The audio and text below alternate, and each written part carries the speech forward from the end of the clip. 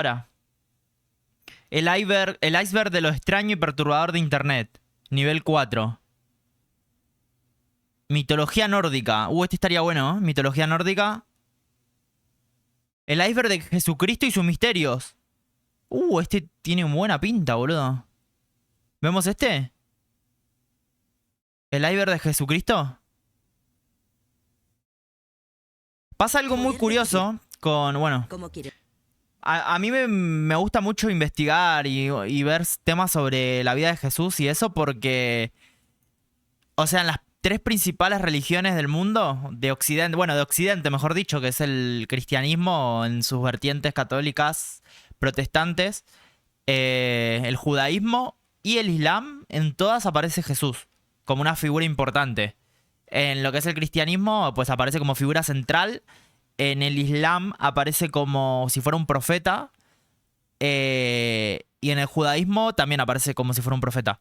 Así que me parece como muy interesante. Todas las religiones principales, esas religiones principales de Occidente, todas tienen como a una figura de Cristo, ¿no? En algunas es más importante que otras, pero todas son importantes. Por eso me parece bastante interesante verlas desde todas las perspectivas. Bueno, gente, vamos a ver este iceberg. El iceberg de Jesucristo y sus misterios. A ver, yo tampoco es que sepa demasiado, pero bueno, veamos. Jesucristo es la figura central del cristianismo y una de las personalidades más influyentes de la historia de la humanidad. Nacido en la región de Judea, en un contexto profundamente convulso bajo dominación romana, fue un predicador, líder religioso y reformador judío cuya vida, enseñanzas y fallecimiento marcaron el comienzo de una nueva era espiritual y cultural. Según los relatos bíblicos, Jesús realizó milagros, proclamó un mensaje de amor, compasión y justicia, y desafió tanto a las autoridades religiosas tradicionales como al poder político establecido. Pero también tuvo una vida llena de misterios y eventos increíbles, por lo que me pareció un tema interesante para traer hoy en el iceberg de Jesucristo. ¿Cómo? Por lo que me... Se drogaba, mirá acá en el último. Hitler usó la lanza del destino. Bueno, ahora lo vamos a ver. A ver, cosas que yo más o menos... ¡Ey, buenas! El Ultrafollador 3000. Estamos acá reaccionando al iceberg de Jesucristo y sus misterios. Y más tarde vamos a estar jugando a No, I'm Not Human. Que ya salió el juego y que lo habíamos jugado cuando salió la demo. Lo jugamos también. Y estamos acá reaccionando un poquito. Cosas que sé más o menos que he oído. De que no era bello, eso lo leí. De que Jesús no era bello. Que, bueno, la figura que tenemos sobre todo en el tema del catolicismo es como un Jesús eurocentrista, por así decirlo, que fue construida a imagen de los romanos. Pero me parece que en la Biblia, o bueno, en los textos estos hebreicos, no sé si se dice así, sí decían que Jesús no era agraciado prácticamente. Así que eso sí que lo había visto, ahora lo vamos a ver cómo lo explica. Su nacimiento seguro que es tema de que no se sabe exactamente cuándo nació, aunque se dice que más o menos en diciembre, a finales de diciembre, por eso celebramos la Navidad. Me imagino que debe ser de eso. Bueno, esto no tengo ni idea, nunca lo vi, enseñaba... bueno, después el resto creo que no sé a qué se va a referir. Vamos allá. Bueno, falleció muy rápido, esto sí que creo que lo vi, que fue como el primero de los que falleció. Cuando fue la crucifixión, como que lo crucificaron con varias personas más y él fue el primero en morir, con varias horas de diferencia. Bueno, gente, vamos. Pareció un tema interesante para traer hoy en el iceberg de Jesucristo. Acá veremos más allá de la religión, entrando en intensos debates históricos y académicos sobre su figura real, sus motivaciones y varios eventos que parecen no tener explicación lógica. Sin mucho más que decir, bienvenidos al nivel 1. Jesús era el GOAT de los años ceros, de los primeros años. El aspecto físico de Jesús era completamente ordinario según los registros históricos y bíblicos. En Isaías 53, 2, una profecía que los cristianos aplican a Jesús, se dice literalmente, no hay parecer en él, ni hermosura, lo que implica que no tenía rasgos especiales ni belleza fuera de lo común. Además, cuando Judas lo traicionó, tuvo que identificarlo con un beso porque no se distinguía físicamente de los demás discípulos. Esto sugiere que era tan común en apariencia, que no resaltaba en grupo. De esto hablaremos más adelante.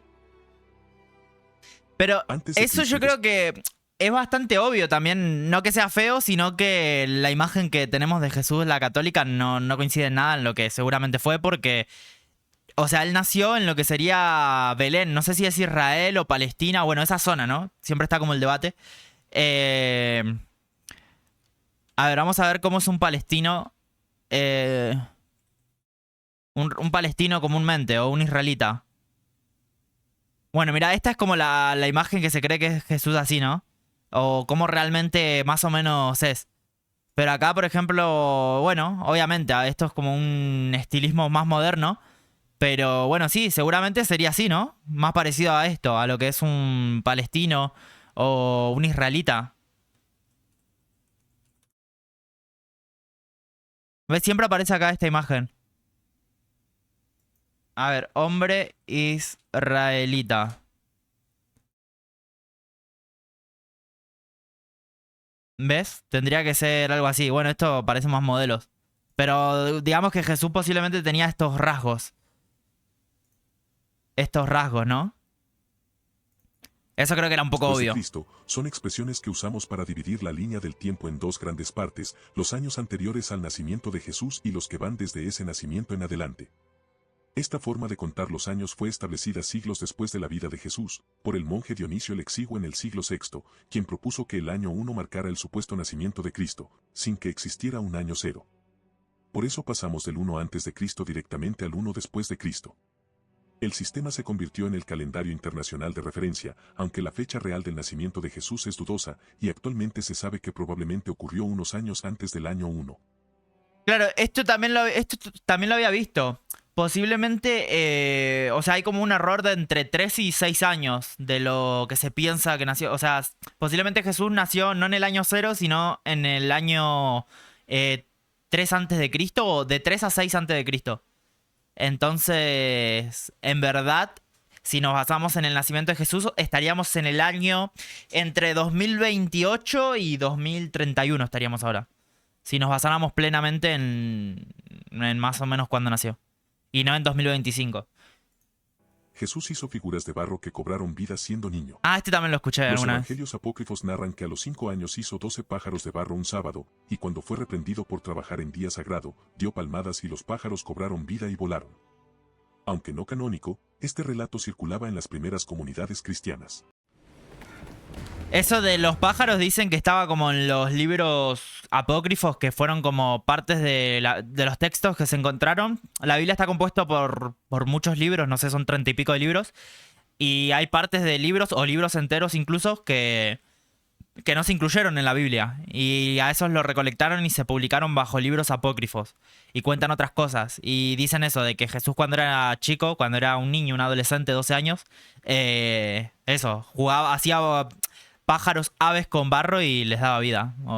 Y hay otras El anécdotas arameo también. era la lengua común del pueblo judío en Palestina durante el siglo I. Jesús probablemente también conocía el hebreo bíblico para las lecturas sinagogales, y posiblemente algo de griego, dado que Galilea era una región multilingüe con influencia helenística. Sus palabras preservadas en arameo en los evangelios confirman esta lengua como su idioma nativo.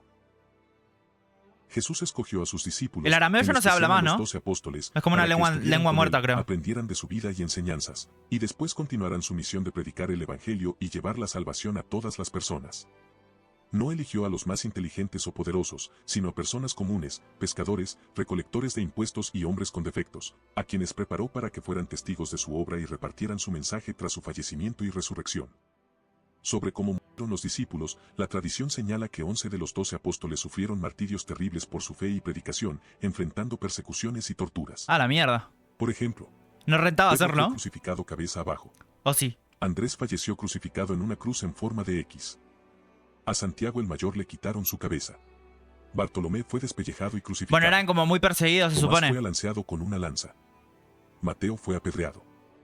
Simón el Celote fue cortado por la mitad. ¿Y cuál fue el que se salvó? Tadeo atravesado al filo de la espada. Matías fue apedreado hasta perecer. Santiago el Menor falleció a golpes. Judas Iscariote, el traidor, se quitó su vida o cayó y falleció de forma violenta según distintas tradiciones. El único apóstol que se cree perdió la vida de forma natural fue Juan, quien vivió hasta una edad avanzada. Estamos en el nivel 2. A ver.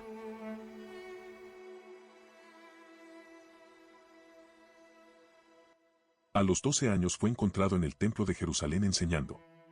El único episodio documentado de su infancia ocurrió durante una peregrinación pascual familiar a Jerusalén. Jesús se separó de sus padres y fue hallado 3 días después en el templo, dialogando con los doctores de la ley y asombrando a todos con su comprensión. Este evento prefigura su futura misión y demuestra una precoz conciencia de su relación especial con Dios. Maldijo una higuera por no dar frutos fuera de temporada. Ah, En Marcos 11, 12 a 21, Jesús se enfada con una higuera que no tiene frutos, cuando no era época de higos, y la maldice, haciendo que se seque. Este episodio muestra un comportamiento aparentemente caprichoso e irracional que ha desconcertado a teólogos durante siglos. ¿qué onda? ¿Eso lo dice en la Biblia o qué? Lo de la higuera. Curioso, ¿no? Yo había oído, no sé si lo van a decir acá en este iceberg. No sé si, creo que está recolectado en estos libros apócrifos que estuvimos hablando. De que Jesús cuando era niño se peleó con otro niño y también como que lo maldijo y se enfermó el niño. Y su madre, que María, la madre de Jesús, como que lo retó y le dijo que como que lo cure. Y Jesús lo sanó. Esa es la historia que se cuenta. Así que, mirá, esta no lo sabía. Es como... Tiene así como fases de rebeldía, ¿no? En ciertos puntos de caprichoso, por así decirlo. Como lo tenemos cualquier persona. A ver, sigamos. Aproximadamente a los 30 años, Jesús se sometió al bautismo de Juan en el Jordán. Este evento marca el inicio público de su ministerio y es considerado por los historiadores como uno de los hechos más certeros de su biografía. El bautismo implicaba arrepentimiento de pecados, lo que plantea preguntas teológicas complejas sobre por qué Jesús, considerado sin pecado, se sometió a este ritual. Realizó numerosos milagros documentados en los evangelios. Los evangelios registran aproximadamente 40 milagros diferentes, clasificados en 4 categorías: sanaciones, exorcismos, resurrecciones y dominio sobre la naturaleza. Entre los más conocidos están la multiplicación de panes y peces, caminar sobre el agua, sanar ciegos y leprosos, y resucitar a Lázaro. Estos milagros servían como signos de su identidad mesiánica y del advenimiento del La reino multiplicación de panes y peces. Me vas a acordar a un meme de Maduro. Tuvo hermanos y hermanas biológicos según los evangelios. Los textos bíblicos mencionan explícitamente a los hermanos de Jesús, Santiago, José, Judas y Simón, además de algunas hermanas. Marcos 6:3 los identifica por nombre y en varios pasajes se refiere a ellos como hermanos en griego.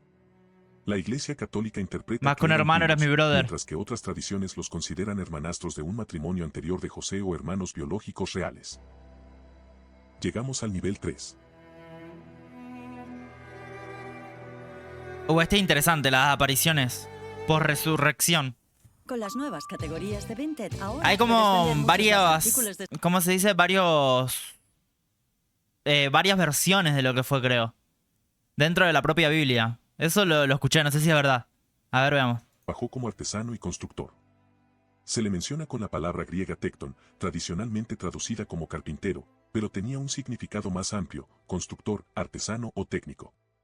En la Galilea del siglo I, esto probablemente implicaba trabajar con piedra, madera y otros materiales en proyectos de construcción. Algunos sugieren que pudo participar en la Era chambeador, reconstrucción de era... Sépolis, una ciudad importante cerca de Nazaret. El beso de Judas es el acto con el que Judas Iscariote, uno de los 12 apóstoles de Jesús, lo traicionó en el huerto de Getsemaní entregándolo a las autoridades para que lo arrestaran. Judas pactó con los sacerdotes del Sanedrín y acordó señalar a Jesús con un beso, gesto que en esa cultura simbolizaba respeto y afecto, pero que en este caso fue usado como señal para delatarlo, marcando así la traición definitiva que llevó a la crucifixión de Jesús. Judas traicionó a Jesús principalmente por motivos económicos, ya que recibió 30 monedas de plata a cambio, y también por desilusión o desencanto con el mesianismo y la misión de Jesús. Además, según algunos relatos y análisis, Judas pudo haber sido influenciado por fuerzas negativas o un conflicto interno, ¿Cuántos acabando dólares son consumido esos? por la culpa y desesperación tras 30 su monedas de plata, a ver si le va a preguntar a ChatGPT. Sus apariciones post-resurrección fueron selectivas y controvertidas. Los relatos de resurrecciones varían significativamente entre los evangelios. Se registran al menos 11 apariciones diferentes a distintas personas y grupos, pero con detalles contradictorios sobre cuándo, dónde y a quién se apareció. Algunas 315 apariciones € ocurrieron nomás. con puertas cerradas, otras al aire libre. Increíble, En ¿eh? algunas era reconocible inmediatamente y en otras no. Lázaro fue un hombre que vivía en Betania, un pueblo cercano a Jerusalén, y es conocido principalmente por ser el protagonista de un milagro realizado por Jesús, en el que fue resucitado después de haber muerto y estar enterrado 4 días. Según el Evangelio de ¿No eran Juan, 3? capítulo 11, Lázaro era hermano de María y Marta, Ah, no, este y es amigo Lázaro. cercano de Jesús. Pensé que hablaba de Jesús. Cuando Jesús llegó a Betania, Lázaro ya había fallecido, y Jesús, profundamente conmovido por el dolor de sus hermanas y amigos, ordenó abrir la tumba a pesar de las objeciones. Luego, con una oración alta y el mandato "y Lázaro, sal fuera", logró devolverle la vida, haciendo que Lázaro saliera de la tumba aún envuelto en las vendas funerarias. Su fallecimiento fue excepcionalmente rápido para una crucifixión. Poncio Pilato se sorprendió de que Jesús hubiera fallecido tan rápidamente. Las crucifixiones normalmente duraban días, pero Jesús perdió la vida en aproximadamente 6 horas. Los Uf, qué análisis dolor, médicos ¿no? sugieren que esto fue debido a un shock por pérdida de sangre debido a las torturas previas, no de asfixia como era típico en las crucifixiones. Jesús utilizó saliva para sanar a ciegos según los relatos evangélicos y sucede en 2 milagros diferentes mencionados en los evangelios. En Juan 9, escupió en tierra, hizo lodo con la saliva y lo untó en los ojos de un ciego de nacimiento, luego le indicó que fuera a lavarse en la piscina de Siloé, y el hombre recuperó la vista. En otro pasaje, Marcos 8:23, Jesús tomó a un ciego de la mano, lo sacó fuera de la aldea y le mojó los ojos directamente con saliva antes de imponerle las manos. El hombre experimentó una visión gradual hasta quedar completamente sano. Bajamos al nivel 4.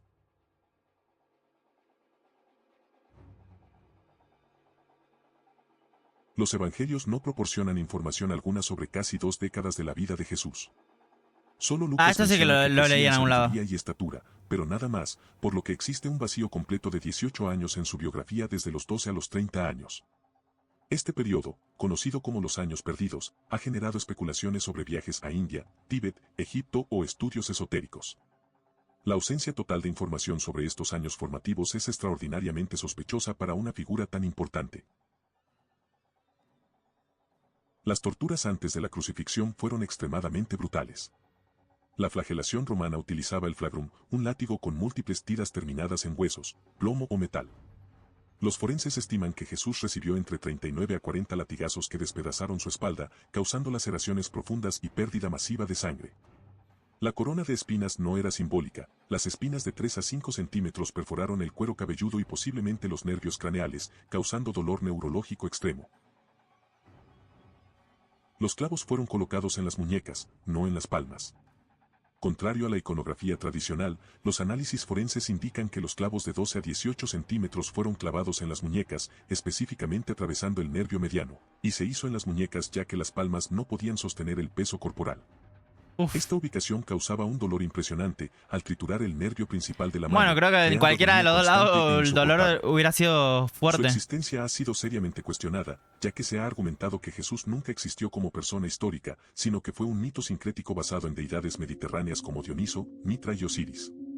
Investigadores documentaron similitudes entre las deidades mencionadas, como nacimiento virginal y resurrección al tercer día.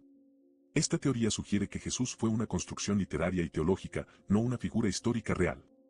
Y es que no existe evidencia contemporánea no cristiana de su existencia, ningún historiador judío o romano de su época lo menciona, a pesar de que supuestamente causó disturbios masivos y resucitó personas sin vida públicamente, y claramente, esta ausencia ha alimentado teorías de que fue una invención posterior. Públicamente. Su cuerpo estuvo completamente desnudo durante la crucifixión. Aunque el arte cristiano lo representa con un paño de pudor, los crucificados romanos eran ejecutados completamente desnudos como parte de la humillación. Su cuerpo desnudo, destrozado y sangrante habría estado expuesto a insectos, aves carroñeras y las miradas burlescas de la multitud durante horas. Esta desnudez completa era un componente deliberado de la degradación y el terror psicológico de la crucifixión romana. La hipótesis de que existió un vínculo romántico o incluso matrimonial entre Jesús y María Magdalena surge principalmente de algunos evangelios apócrifos, como el Evangelio de Felipe, donde se la menciona como compañera de Jesús. Esto también lo vi, pero parece que fue como una historia que surgió en la época medieval y vamos, que lo desmintieron, porque era como... En esa época habían como escritores, o no sé si, bueno, sí, escritores, que nada, que lo hacían de forma de burlas, creaban estas historias, pero no provienen de los textos apócrifos originales, digamos.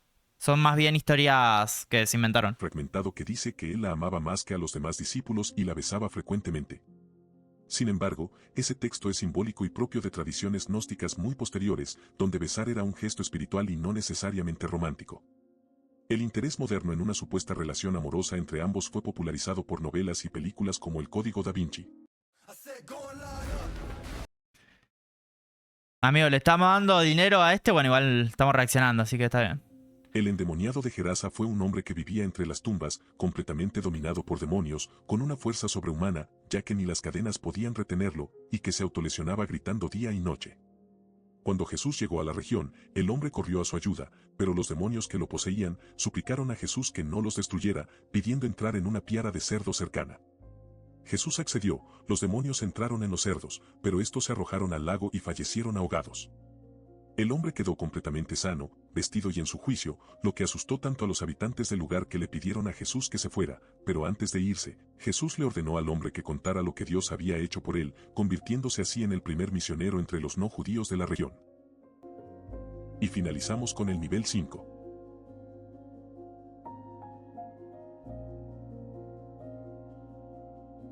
La lanza del destino es la legendaria lanza con la que, según los evangelios, un soldado romano llamado Longinos atravesó el costado de Jesús durante la crucifixión para asegurarse de que había fallecido.